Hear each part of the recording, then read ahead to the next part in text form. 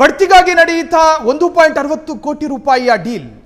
K A 41C 6723 ಕಾರ್ನಲ್ಲಿ ನಡೆದ ಆ ಗುಪ್ತ ವಹಿವಾಟೇನದು? ಬಡ್ತಿಗಾಗಿ ನಡೆಯುತ್ತಾ ಕೋಟಿಗಟ್ಟಲೆ ರೂಪಾಯಿಯ ಡೀಲ್. ಕೆಎ 41C 6723 ಕಾರ್ನಲ್ಲಿ ನಡೆದ ಆ ಗುಪ್ತ ವಹಿವಾಟೇನದು? ಇಡಿ ಬಲೆಗೆ ಬೀಳ್ತಾರ ರಾಜ್ಯದ ಸರ್ಕಾರದ ಉನ್ನತ ಅಧಿಕಾರಿಗಳು. ಸಿಎಸ್ ವಿರುದ್ಧ ಇಡಿಗೆ ದೂರು ನೀಡಿದ ಸಾಮಾಜಿಕ ಕಾರ್ಯಕರ್ತ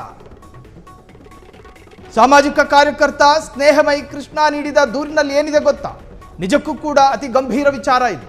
ಕೋಟ್ಯಾಂತರ ರೂಪಾಯಿ ಹಣ ಅಕ್ರಮವಾಗಿ ವಹಿವಾಟು ನಡೆಸಿರುವ ಆರೋಪ ಕೇಳಿ ಬಂದಿದೆ. ನಟೇಶ್ ಮತ್ತು ಶಾಲಿನಿ ರಜನೀಶ್ ನಡುವೆ ಹಣದ ವಹಿವಾಟು ? ಕೋಟಿ ಹಣದ ವಹಿವಾಟು ನಡೆದಿರೋದು ನಿಜಾನ? ಜವಾಬ್ದಾರಿಯುತ ಸ್ಥಾನದಲ್ಲಿ ಕೂತವರ ಹೆಸರು ಬರ್ತಾ ಇದೆ. ಬಡ್ತಿ ನೀಡಲು ಸಿಎಸ್ ಶಾಲಿನಿ ರಜನೀಶ್ ಹಣ ಪಡೆದಿರುವ ಆರೋಪ ಇದು. ಅತಿ ಗಂಭೀರ ಸ್ಥಾನಮಾನದಲ್ಲಿ ಕೂತಿರೋರವರು. ಹಾಗಾದ್ರೆ ಆ ಕಾರು ನಂಬರು, ನಾವು ರಿವೀಲ್ ಮಾಡ್ತಾ ಇರುವಂತಹ ಕಾರು ನಂಬರ್ನಲ್ಲಿ ಅಥವಾ ಆ ಕಾರ್ನಲ್ಲಿ ನಡೆದಿರೋ ಗುಪ್ತ ಮೀಟಿಂಗ್ ಏನು? ಪ್ರಮೋಷನ್ ಪಡೆಯೋದಕ್ಕೆ 1,60,00,000 ಡೀಲ? ಹಣದ ವಹಿವಾಟು ಬಗ್ಗೆ ಸೂಕ್ತ ತನಿಖೆ ನಡೆಸಿ ಕ್ರಮಕ್ಕೆ ಒತ್ತಾಯಿಸಿದ ಸ್ನೇಹಮಯಿ. ಕೆಎಸ್ ಅಧಿಕಾರಿ ನಟೇಶ್ ಹಾಗೂ ಸಿಎಸ್ ಶಾಲಿನಿ ರಜನೀಶ್ ವಿರುದ್ಧ ಗುರುತರ ಆರೋಪ ಇದೆ. ರಾಜ್ಯದ ಕಾರ್ಯದರ್ಶಿ ಅಲ್ವಾ ಅವರು? ಸಿಎಂ ಸಚಿವಾಲಯದ ಅತಿ ಉನ್ನತ ಸ್ಥಾನದಲ್ಲಿ ಕೂತ್ಕೊಂಡವರು. ಸಿಎಸ್ ಶಾಲಿನಿ ರಜನೀಶ್ ಹಾಗೂ ನಟೇಶ್ಗೆ ಎನ್ಫೋರ್ಸ್ಮೆಂಟ್ ಡೈರೆಕ್ಟರೇಟ್ ವಿಚಾರಣೆಗೆ ಕರೆಯೋ ಸಾಧ್ಯತೆಗಳಿದ್ದಾವೆ. ಸ್ನೇಹಮಯಿ ಕೃಷ್ಣ ಕೊಟ್ಟಿರೋ ಆರೋಪ ಇದು, ಅಥವಾ ಅವರು ಕೊಟ್ಟಿರುವಂತಹ ದೂರು.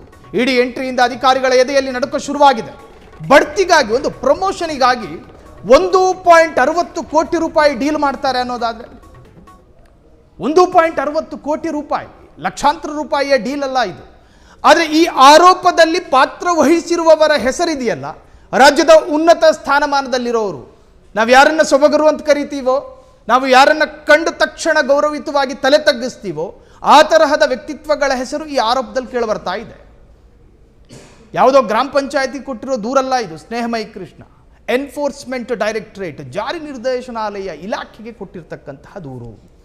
ಆ ದೂರಿನಲ್ಲಿ ಅವರು ಅಂದಾಜು ಮಾಡಿರುವಂತಹ ಕಾರಿನಲ್ಲಿ ಒಂದು ಗುಪ್ತ ಸಭೆ ನಡೆಯುತ್ತೆ. ಆ ಸಭೆಯಲ್ಲಿ ಕಿಕ್ ಬ್ಯಾಕ್ ರೂಪದಲ್ಲಿ ನೀನೊಂದು ಕೊಟ್ಟರೆ ನಾನೊಂದು ಕೊಡ್ತೀನಿ ಅನ್ನೋ ಅರ್ಥದಲ್ಲಿ ಪ್ರಮೋಷನ್ ನೀಡಿದರೆ ಇಷ್ಟು ಕೋಟಿ ರೂಪಾಯಿ, ಕೋಟ್ಯಾಂತರ ರೂಪಾಯಿ, 1.60 ಲಕ್ಷ. ಗೋಣಿ ಚೀಲದಲ್ಲಿ ಆಲೂಗೆಡ್ಡೆ ಕೊಟ್ಟಂಗೆ ಸೂಟ್ ಕೇಸ್ನಲ್ಲಿ ಕೋಟ್ಯಾಂತರ ರೂಪಾಯಿ ಕೊಡೋದು ಅಂದರೆ ಅದು ನಮ್ಮ ರಾಜ್ಯದ ಅತಿ ಉನ್ನತ ಸ್ಥಾನಮಾನದಲ್ಲಿರೋರು. ಹಾಗಾದರೆ ಈ ಆರೋಪದ ಬಗ್ಗೆ ಇಡಿ ಅಧಿಕಾರಿಗಳ ಮುಂದಿನ ನಡೆಯ ಮೇಲೆ ಎಲ್ಲರ ಕಣ್ಣು ಬಿದ್ದಿದೆ. ಏನಾದೀತು, ಏನಾಗಬಹುದು, ಯಾವುದೇ ಕ್ಷಣ ನೋಟಿಸ್ ಜಾರಿಯಾಗೋ ಸಾಧ್ಯತೆಗಳಿದ್ದಾವೆ. ಹಾಗಾಗಿ ಪ್ರಮೋಷನ್ ಪಡೆಯೋದಕ್ಕೆ 1.60 ಲಕ್ಷವನ್ನು ಪಡೆದುಕೊಂಡ್ರ, ಈ ತರಹದ್ದೊಂದು ಆರೋಪ ಮಾಡ್ತಾ ಇರೋದು ಸಾಮಾಜಿಕ ಹೋರಾಟಗಾರ. ಯಾವ ಮುಡಾ ಹಗರಣ ರಾಜ್ಯ ಮಟ್ಟದಲ್ಲಿ ಚರ್ಚೆ ಆಗಿತ್ತೋ ಅದೇ ಸ್ನೇಹಮಯಿ ಕೃಷ್ಣ. ಈ ಬಗ್ಗೆ ಮಾತನಾಡೋದಕ್ಕೆ ಸ್ವತಃ ಸ್ನೇಹಮಯಿ ಕೃಷ್ಣ ಈಗ ಫೋನ್ ಸಂಪರ್ಕ ಸಾಧ್ಯ ಆಗ್ತಾ ಇಲ್ಲ. ಇಡಿ ಎಂಟ್ರಿಯಿಂದ ಅಧಿಕಾರಿಗಳ ಎದೆಯಲ್ಲಿ ಈಗ ನಡುಕ ಶುರುವಾಗಿದೆ. ಬಡ್ತಿಗಾಗಿ ಹಾಗಾದ್ರೆ ಕೋಟ್ಯಾಂತರ ರೂಪಾಯಿ ಡೀಲ್ ನಡೀತಾ? ಸ್ನೇಹಮಯಿ ಕೃಷ್ಣ ಏನು ದೂರಿನಲ್ಲಿ ಉಲ್ಲೇಖ ಮಾಡಿದಾರೋ ಆ ಕಾರ್ನಲ್ಲಿ ನಡೆದಿರ್ತಕ್ಕಂತಹ ಗುಪ್ತ ಸಭೆಯ ಉದ್ದೇಶ ಏನು? ಈ ಎಲ್ಲ ವಿಚಾರಗಳನ್ನು ಕೂಡ ದೂರಿನಲ್ಲಿ ಪ್ರಸ್ತಾಪ ಮಾಡಿದ್ದಾರೆ ಸ್ನೇಹಮಯಿ ಕೃಷ್ಣ.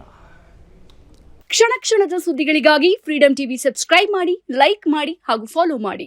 ಹೊಸ ಸುದ್ದಿಗಳ ನೋಟಿಫಿಕೇಶನ್ಗಾಗಿ ಬೆಲ್ ಐಕಾನ್ ಮೇಲೆ ಕ್ಲಿಕ್ ಮಾಡಿ.